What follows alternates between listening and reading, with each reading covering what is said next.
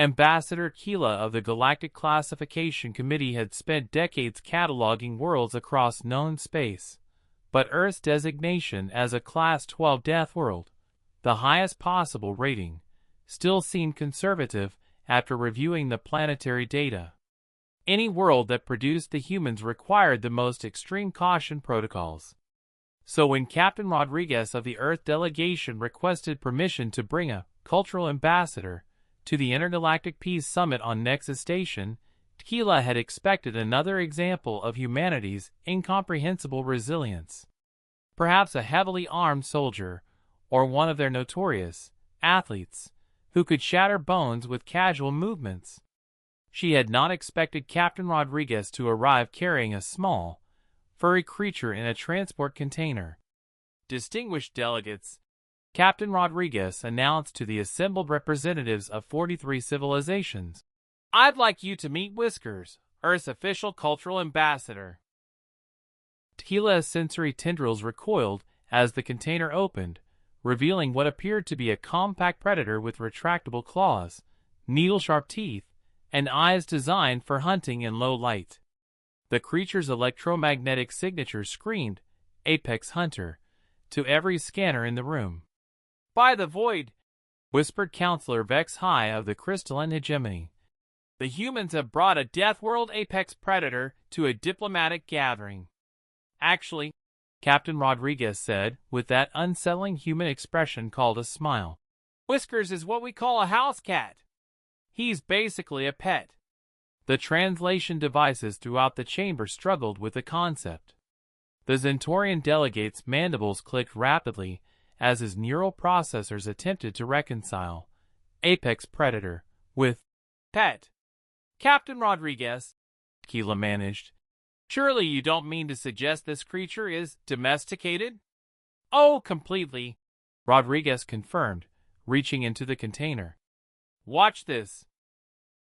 The assembled delegates activated emergency shields as the human's hand approached the predator. Several security teams moved to defensive positions. The atmospheric processors kicked into overdrive as stress pheromones flooded the chamber. Then something impossible happened. The lethal hunter began producing a low, rhythmic vibration. Its eyes, clearly designed for tracking prey in darkness, slowly closed in what could only be described as contentment. Most impossibly of all, it pressed against the human's hand, actively seeking contact with a creature it could easily destroy. "The predator is purring," Dr. Silran of the Pacifist Alliance observed, her voice barely audible through her species' shock-induced laryngeal constriction. "That's how they show affection," Rodriguez explained casually. "Cats have been living with humans for about 10,000 years. This is Winston Churchill. By the way, we call him Whiskers for short.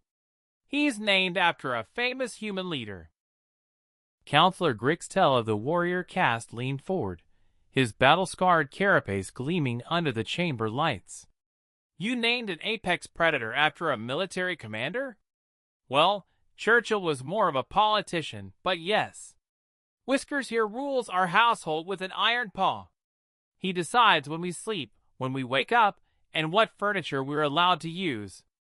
The delegates exchanged glances of pure bewilderment.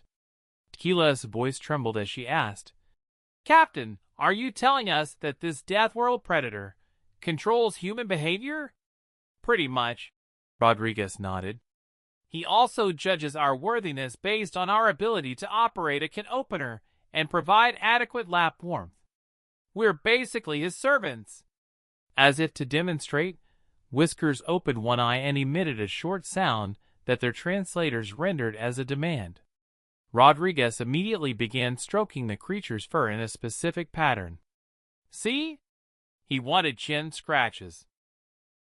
"I'm trained to respond to 17 different vocalizations."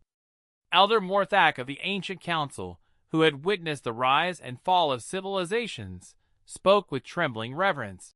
"The humans have achieved the impossible. They have convinced apex predators to become their companions, their teachers, their overlords." "That's a bit dramatic." Rodriguez laughed. "Though I did rearrange my entire living space, because Whiskers preferred the sunny spot by the window. Dr. Silran consulted her data pad with shaking appendages. Captain, our records indicate Earth hosts approximately 600 million of these creatures. Cats? Oh, at least that many. Plus 900 million dogs, and those are actual pack hunters. Much bigger than Whiskers here. The chamber fell silent except for the gentle purring of Earth's cultural ambassador, who had apparently decided the proceedings were boring and chosen to nap. Tequila realized that humanity's classification as a Deathworld species had been fundamentally incorrect. They weren't simply survivors of a hostile planet. They were a species so diplomatically gifted that they had convinced their world's predators to join their civilization willingly.